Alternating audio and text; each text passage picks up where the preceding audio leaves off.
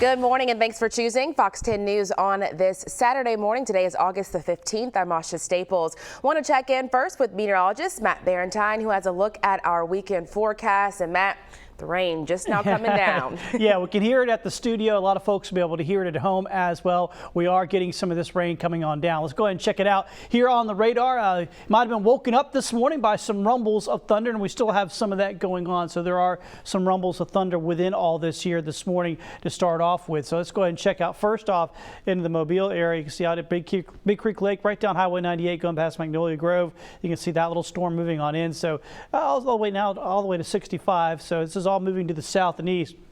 Also back here around Dawes and just north of Grand Bay, another little part of all this. So a number of showers out there. Some lightning with that one up there around on Highway 98. Down farther to the south here around Dauphin Island, the first storm has moved off, so it's just some light rain right now. And look over here in southern Baldwin County and over towards Florida into Pensacola. We are dealing with a big area of rain. Now, the good news is not much thunder and lightning in all this part of it, but it's a good steady rain falling here through a good bit. So going to be dealing with this here off and on throughout the rest of the morning. Then we get to late morning and things will quiet down. Then here's noontime on the Futurecast. Say, okay, that looks pretty good. Yeah, it is pretty good. Then we get to the afternoon and there will be a few pop-up showers and storms. So we're dealing with the bulk of the rain here this morning right as we get going.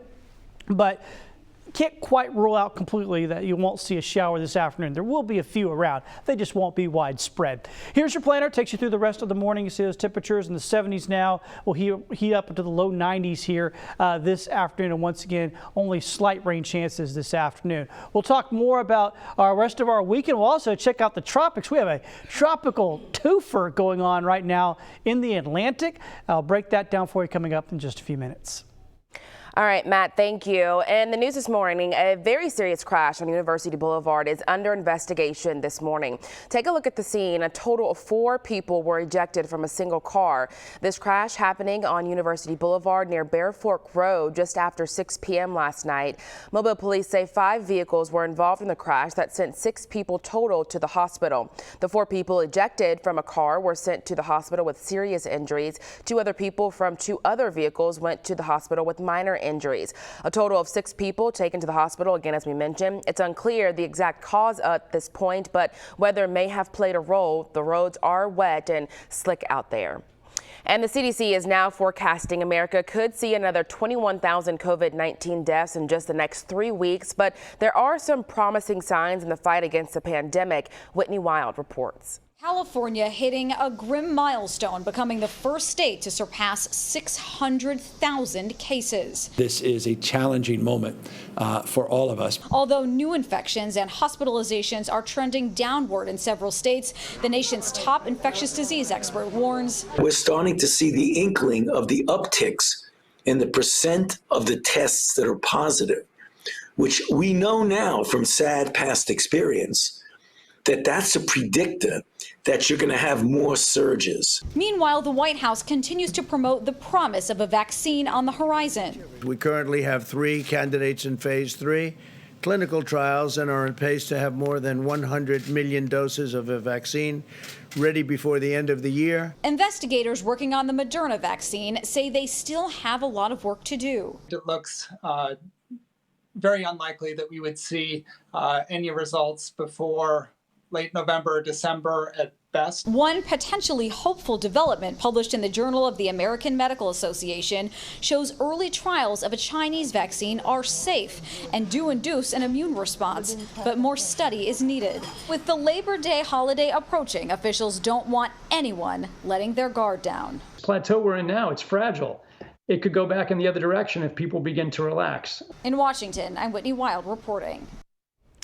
Public health experts have been pushing social distancing as the key to beating back the COVID-19 pandemic. The report comes from Top Data and a market research and data analysis firm. It ranks Alabama 47th out of the 48 continental U.S. states.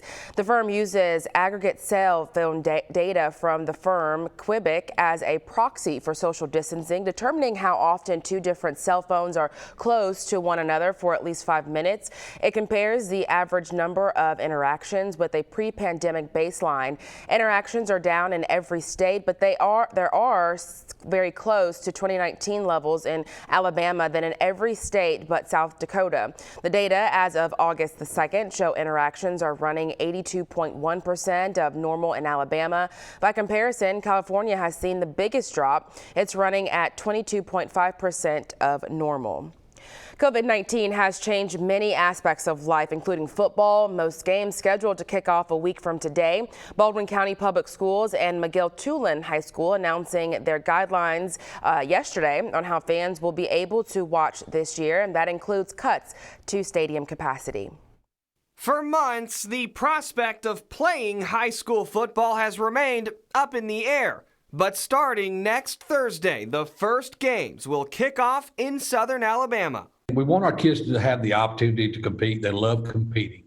And to give them that, we got to make the right environment so that we can continue to do that. Baldwin County Public Schools will be limiting fan attendance to 50%. Tickets must be purchased online, and a mask will be mandatory, among other changes. It's not just a one-game deal. We want the whole season. So if we want that, we got to provide the environment at the stadiums, in the gyms, where we can have the least amount of possible COVID issues. In Baldwin County, they'll also be focusing on disinfecting surfaces, the goal to limit touch points. Football fans are excited to get back to the action. We're very excited because it brings back normalcy. And as long as they do it in a safe manner, I think it would be great. It's a big way to bring the communities together. We all have little differences of opinions politically or otherwise, but it seems that football and other athletics just kind of bring all that together. And that was our Michael Warwick reporting. McGill-Tulane Catholic High School is limiting capacity even further to only 25% than normal. For those who can't attend, they'll be offering a pay-per-view live stream instead. For all the details on both plans, just head to our website, fox10tv.com. And in less than a week, LaFleur and Williamson kick off the football season for Mobile County Public Schools. School leaders say fans will have to get used to some changes, of course, watching from the stands. They say for now, priority seating will go to families of players, cheerleaders, band members, and other groups. Family members would get 5 seats with 6 feet of social distancing between other fans. Some surprising numbers after 10 days of statewide COVID-19 testing for college students returning to school. A couple of weeks ago, students at the University of South Alabama went to the Mitchell Center to take the test administered by GuideSafe Entry Testing. In Mobile, GuideSafe is also testing returning students at Spring Hill College. Company officials haven't released those numbers just yet, but they have released positive test percentages from schools in the University of Alabama system. They say of 30,000 students tested, the percentage positive was 0.83%. Were officials surprised by the low number? The numbers still can vary, and I wouldn't hang your hat right at this moment on any particular number, because every time we access a new population, it could change. So I'll say personally, I'm pleased that numbers have been relatively low so far. The tests are required for students returning to colleges that use GuideSafe. And with school beginning in our area, will in-class instruction increase COVID-19 transmission rates? A lot of questions asked. Mobile County's health officer gave his thoughts in an interview with Fox 10 News. Mobile County Health Director Dr. Bernard Ishold says the percentage of lab tests showing positive for coronavirus last week was 16%, but the White House has said that it doesn't consider community transmission rates under control until that hits about 3 to 5%. And Dr. Ishold says he can't say how quickly we'll get to that point, but he says the start of school is very important. Whether the in-class situation is going to increase the transmission rates, it probably will. Just anytime you gather people in close proximity, we're going to have increased spread of COVID-19. But we are very cautious and working with the school system to make it safe, and we'll just have to watch the data and respond accordingly as tests become positive. And a lot of people, especially parents, will be watching that data as it comes out. Some schools are reporting positive test or COVID-related absences.